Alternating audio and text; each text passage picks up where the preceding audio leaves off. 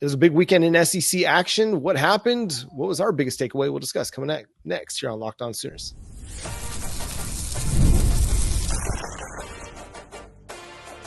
You are Locked On Sooners, your daily podcast on the Oklahoma Sooners. Part of the Locked On Podcast Network, your team every day. Again, thanks for making Locked On Sooners your first listen every single day. Shout out to all the everydayers out there. Tune in and subscribe to the show wherever you get your podcasts. Jay, what stood out to you in SEC action this week? Ooh, it's going to be a lot of controversy when it comes down to the SEC championship game and all of the late games. Georgia going out there and doing what they did to Tennessee at the second half of that game was big time. South Carolina with the game win. I think that's probably the one that makes me say, oh, that game-winning touchdown to close it out, losing in heartbreak. Sounds familiar, right? I wish Missouri was 6-4 instead of 7-3, but I digress. I won't. Had Oklahoma scheduled, they might not be 6-4. Actually, no, they wouldn't be at all. They would not. And that's the thing about it is when you look at the schedule comparisons, and shout out to us. We didn't get just like obliterated offensively against anybody besides Texas. We actually did really good until, yeah. But South Carolina is putting themselves in a position to compete for the rest of the season. They're definitely bowling.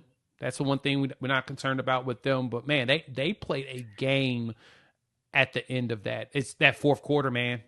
Teams got to stop with these fourth quarters. What jumped out to you the most? Well, let me just talk about this. I know nobody wants to hear about referees, officials, and game-changing penalties or non-calls, things like that. Nobody felt sorry for Oklahoma when Drake Stoops got absolutely mugged in the end zone by Oklahoma State. No. Nobody felt sorry for him, and nobody should. It's just the way it goes. But how much different are we viewing South Carolina right now as a playoff team if they're not getting called for an illegal blindside block on Garrett Nussmeier after a pick six? They lose that game by 3 against LSU after 2 penalties wiped off defensive touchdowns. Yeah. They'd be absolutely brutal. South Carolina is a playoff team, if not for poor officiating like that. Yeah. That is very true. When I looked at that, I was thinking about that as well after the game. I'm like, man, South Carolina really did get a raw deal in that LSU game. They win that. Oh man. Yeah. They're fighting for they'll be 5-2. They're up there with Georgia and Tennessee for, a chance to play an SEC championship against actually the winner between Texas and Texas A&M. That's who's going to go. Mm-hmm. The winner of that game is the one that's going to be going. And so, yeah, that is one that you have that opportunity for if you don't get bamboozled by the referee. So, yeah, South Carolina's been balling out, though. Shout out to Beamer, former Oklahoma coach, tight end coach. He's doing it there. And I'm actually very happy for him, if anybody, that he could possibly get it done. Yeah, I think Beamer Ball 2.0 isn't so much about special teams, but it's about an elite pass rush that he's helped create there in South Carolina. The Georgia-Tennessee thing, man, Tennessee, that loss to Arkansas might come back to haunt you because you get beat by 2 touchdowns against Georgia. You get shut out in the second half, and you're maybe looking at the outside, looking in at the playoff right now. Yeah, and the way that their schedule shapes out, it's perfect. They're going to finish with 10 wins, most likely. They'll have UTEP, but I'm not going to say that they're going to definitely beat Vanderbilt because Diego Pavia, he's on a revenge tour right now, and he's trying to get another year eligibility. But, yeah, that game now has a lot more implications for the Vols. They need that win to get that 10th win of the season, which I expect. But being 10-2 is not going to get you in the playoffs now. Not with the way the conference is and how the conference has been up and down. I mean, you've got, let me see, 1, 2, 3, 4, 5 teams that are 8-2 in the SEC. That is bananas. So this is going to be an interesting question for the committee to answer at some point. Is a loss to Arkansas worse than a loss to Kentucky? Ooh. Is a close loss to Arkansas worse than a close loss to Kentucky? Because that's what they might be facing when it comes down to Ole Miss and Tennessee. Because Ole Miss has looked good. They've got the win over Georgia, but they also have the loss to Kentucky. Tennessee has looked good. They've got the win over Alabama, but they've got that loss to Arkansas that's hanging over their heads. So that's going to be kind of fascinating, actually. I guess that is the question, is which one weighs more, the ugly loss or the big win? That's what's going to be the question. And then, of course, Alabama's got to continue streaking forward because they've got, which I still think it's weird that Alabama is still ranked above Tennessee. I still feel Tennessee should be above Alabama because they beat Alabama, even though Alabama lost to, they lost to Vanderbilt. Hey, don't say it like that anymore. Don't say it like that anymore. It's Vandy, man. I love Vanderbilt. Kansas. It's not the same Kansas. True, but everybody roots for Vanderbilt in the SEC just because they're Vanderbilt. And they don't really provide you. But they're looking like the James Franklin Vanderbilt of old. Clark Lee, shout out to him. But yeah, it's just a logjam with all of them right now. The SEC is an absolute mess because any direction you go with it, team A beat team B, will beat team B, beat team C, and team C beat team A. It's just a mess. Like I don't know how they're going to parse through it. The tiebreaker situation is going to be an absolute mess. The only two teams that provide any kind of clarity right now are Texas and Texas A&M, but that's going to change here in a couple of weeks when they play in College Station.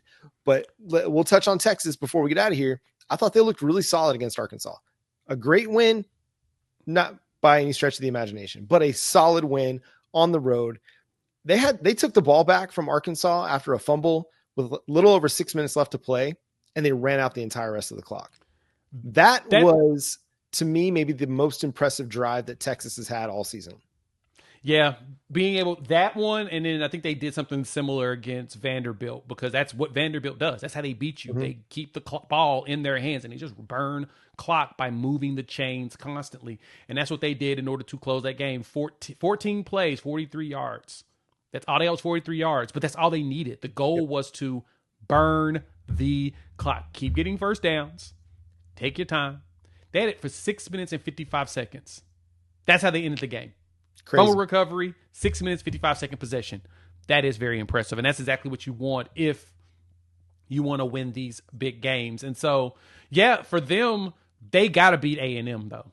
They got to end the season with a win against Kentucky and a win against A&M if they want to see the SEC championship game. Because if they lose to A&M, Georgia will be the one that goes, guaranteed, because Georgia beat them.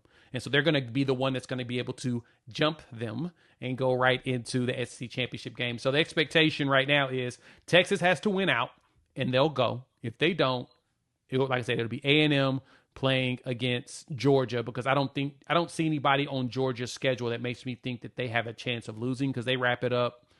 Honestly, a little pretty cake schedule going forward. I asked this question with our Locked On SEC brethren in the text chat.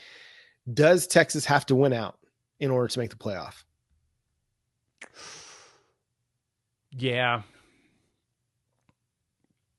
It kind of feels that way. I mean, strength of schedule is going to be a real discussion here, but a two-loss Texas team doesn't look as good to me as a two-loss Tennessee team or a two-loss Alabama team, a two-loss Ole Miss team. It just doesn't look the same.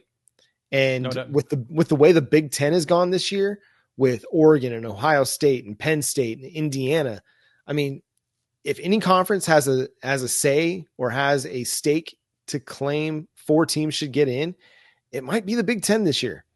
The SEC just isn't. I mean, they're beating up on each other, and that's part of it. At the same time, you're losing games you shouldn't lose. Alabama losing to Vandy, Georgia losing. Oh man, who did they lose to? They should have lost to. They lost to Ole Miss. I felt like there was another and one Alabama. There. Okay, so maybe they're fine. They lost to 2 good teams, but Tennessee losing to Arkansas, Ole Miss losing to Kentucky. Those are not games you should lose if you're a contender. So the SEC kind of shot itself in the foot a little bit with some of those losses, but I think Georgia could be safe, and that might be about it. Alabama's streaking. I think they're going to look to make a statement against Oklahoma on the road in prime time, which I'm not looking forward to. They have to make a statement against Oklahoma in the prime time. Even with the faults of Oklahoma, they're not going up against a team that they know is not going to lay down. The defense has been fine. It hasn't been perfect, but it's done a lot. It falls apart late, And that's kind of my expectation, too, when we come to the game. So we'll get more predictions later on that. But, yes, Bama has to make a statement this weekend if they want to be considered in the playoff race. And that's going to do it for today's episode of Locked On Sooners. Thanks so much for tuning in, being a part of the show. Subscribe to the show wherever you get your podcasts for free and available on all platforms, including YouTube. So hit that subscribe button and that notification bell to let you know when new episodes drop. Follow Jay at Unfair Sports. Also go check out his channel, Unfair Sports. Follow me at John 9 Williams, and you can check out my work covering the Sooners over at SoonersWire.com. But until next time, he's Jay Smith. I'm John Williams. We'll catch you then. Boomer. Sooner.